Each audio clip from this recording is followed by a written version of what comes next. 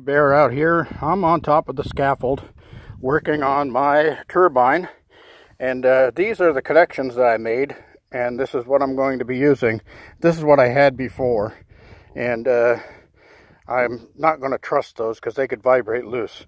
Once these set screws are locked down, I'm going to put this shrink tube over the tops of them, and let me see if I can slide that down one-handed. Probably not, but we'll try anyway. Yeah, anyway, it's going on there. I will get those down into place and then heat shrink them down, and then all three of those can slide straight into this pipe instead of these things jamming it all up and possibly pulling loose when I had to tug on these. I have to tug on these at the bottom to pull the slack out of the pipe. Anyway, just wanted to let you know that I got started on this. It's a nice calm morning, just about a half-mile-an-hour breeze. It's cool up here. And there's my high gain antenna there. And show you the view from up here. And I could see for miles and miles. And I was looking over there, and it looks like I saw a bright light there the other night. And it looks like they might be using a excavator over there for something. So I'll see that when I drive down the road to see what's going on over there. Anywho, here we are in the sky. There's my solar panels on the motorhome that I told you about yesterday that you couldn't see from the angle I was at. And I've got everything here. I got my guy wires there. I got my guy wire clamps laying there. And my shed down there, and all my solar panels from up here. Let me zoom back out. And I got to get back to work here. The wind's starting to pick up. G-Bear temporarily. Connections are made, and the heat shrink tube is in place and heated down. I'm about to reassemble this thing and get it back up into place just as the breeze is starting to pick up a little bit. So I should start making electricity. I did find inside the tube, I did find a wire that had scraped the insulation off.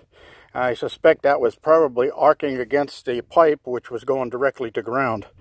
So that may have been a problem with why I was getting such low power out of the thing. But we'll see. Going to assemble it now and get down off of here and get to work on the next project. Getting this scaffolding down and getting my propane shed built down there. And getting some water bottles on there filled up so I can have water in the cabin. G-Bear signing off again.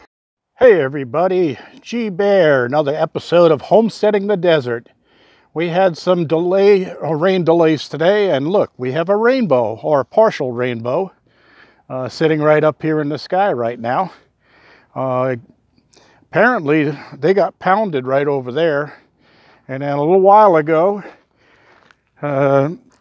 it was pouring up there in the mountains, but that seems to have broken up a little bit, and we got a wind blowing, so I have my windproof microphone on.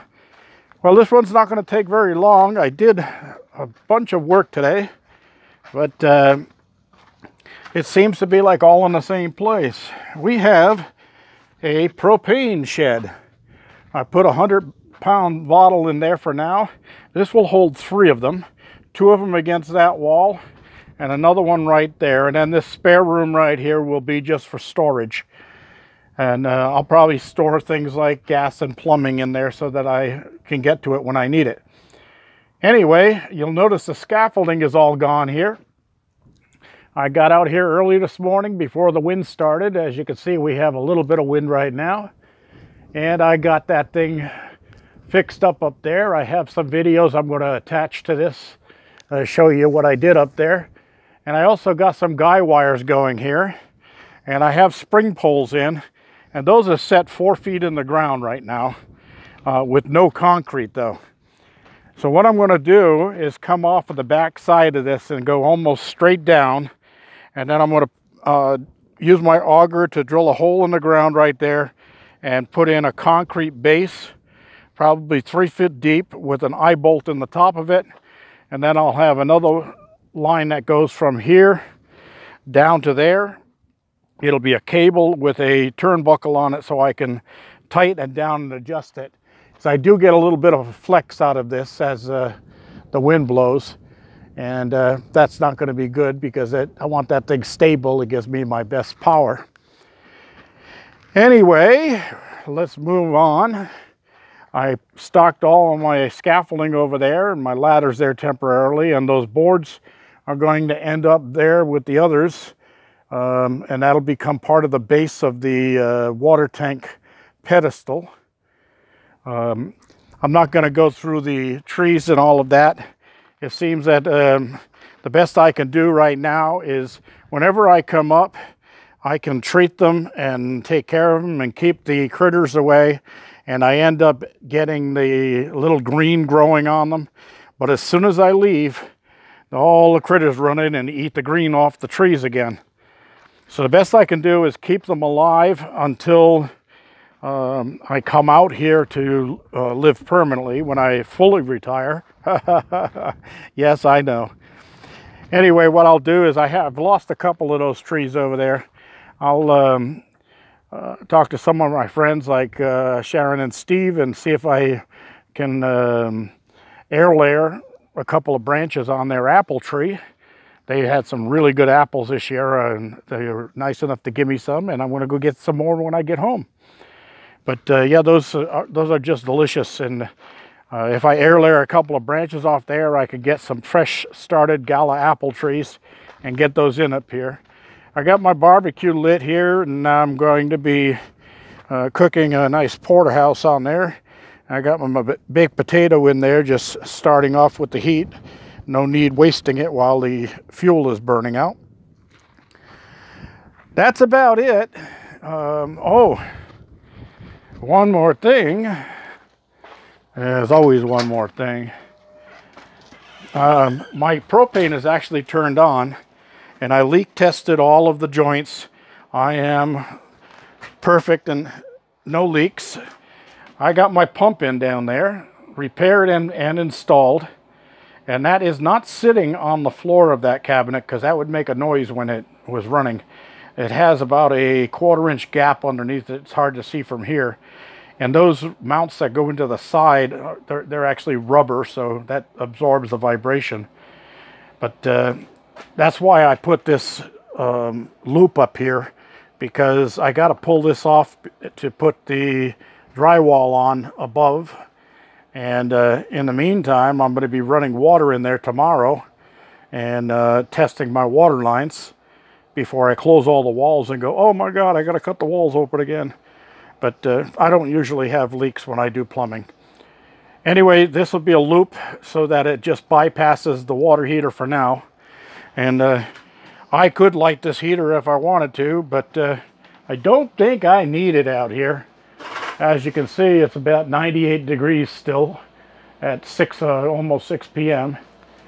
My electricity here is all running, the refrigerator's running, and I'm trying something new with the timer.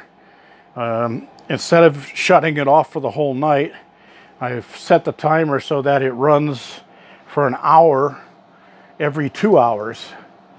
So it'll shut off for 2 hours and then run an hour, and then shut off for 2 hours and run an hour all through the night. And see if that helps take the draw down in the morning when I get out here and this thing fires up. It's just as the batteries are starting to take their charge, and all of a sudden it's dragging them down again because it's running full bore trying to keep up with the cold. So maybe that'll work. That's the 7-inch vent that's going to go up here out of this cabinet and through the wall, and that'll be for my microwave, which is going to sit where the clock is, and that'll be above my range, which will be right here, and then my big refrigerator will go in that corner. My friend Bill keeps asking, what are you going to do with that big refrigerator? And I said, it's going up there to the cabin. It's going to sit right here. I'll only have to go shopping once a month. That thing holds a lot of food. So that's it. Oh, when it poured today, it did pour 2 times. I got caught in one of them. It came up on me from surprise, and it came out of that direction, and I never saw it coming. And I had all my power tools outside, and I was running around trying to get them out of the rain. And just about the time I got everything inside and I was soaking wet from head to toe, guess what? It stopped. And then I went outside and I said, well, it looks like it's going to clear. So I started working again, and pow, here it comes again. Well, that's about the time I said it's break time, and I sat down and relaxed. Anyway, it's time to go get my food going. I might still see a shower or 2 yet tonight before this is all over with. And I've got a lot of work to do tomorrow. I've got to get that shower. I'm not sure if I'm going to move it, but I will level it out. It's leaning to one side, sunk in the ground a little bit. And I am going to put a barrel up on top of that, so I'm not using that little 2-gallon plastic bottle anymore. I'll have a 20-gallon bottle of water up there with a mash type pull chain shower head on it. So I can take a little bit longer shower if I want to, especially in this heat. And when I get covered in sawdust and dirt and grime, I don't want to go to bed like that. So it takes a little bit more to get that off.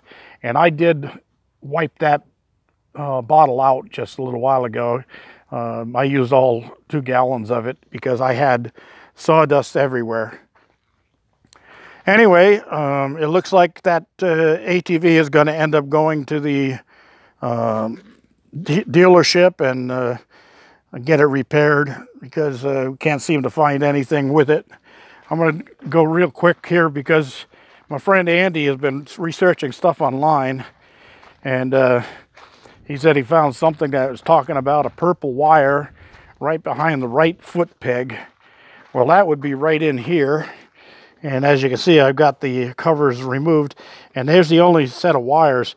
But because this thing is an ATV and it goes in the water, all of these are all watertight, and I can't break the seals on them without compromising the system later on if I hit a puddle or something like that and stall out in the middle of nowhere. That's not good. So I'll let the dealer deal with it and get this thing back up and running, and then we'll work it from there. That's it. G-Bear signing off. Going to get a cold one. Oh, look at that sky. It's going to come at me again.